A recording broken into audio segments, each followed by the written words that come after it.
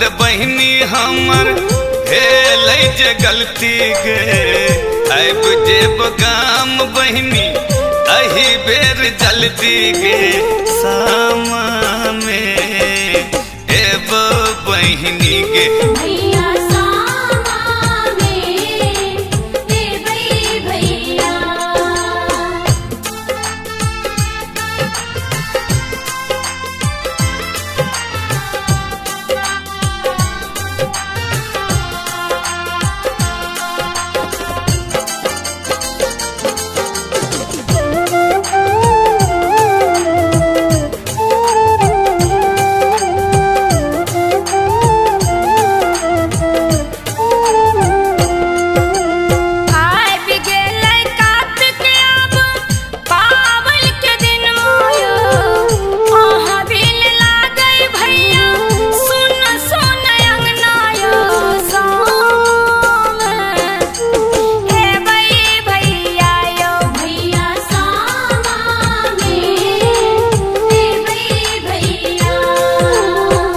माफ कर दे बहिनी हमर भेल जे गलती गे आब जेब गाम बहिनी अही बेर जल्दी गे सामा में एब बहिनी गे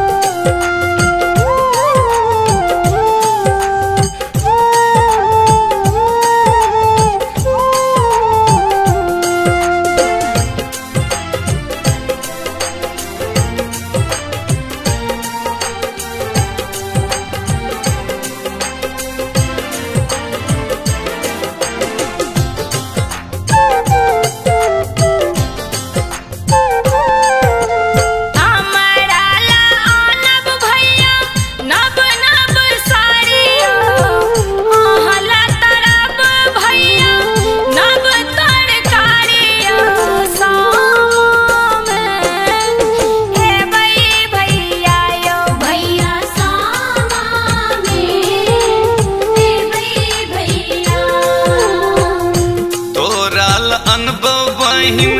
नव नव सारी गे किन क देबो हम स्कूटी गाड़ी गे सामा में एब बहिनी गे बहिनी सामा में एब बहिनी गे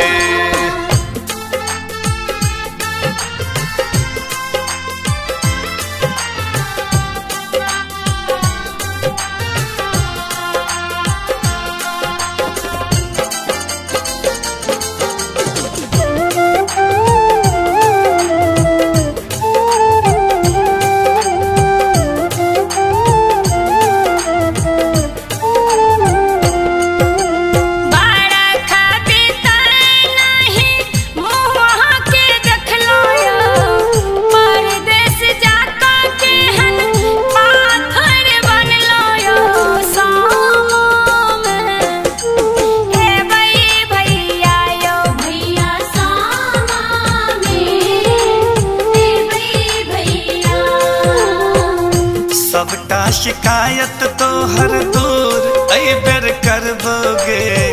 गहना साड़ी स्नो पाउडर सब किछ अनबोगे सामा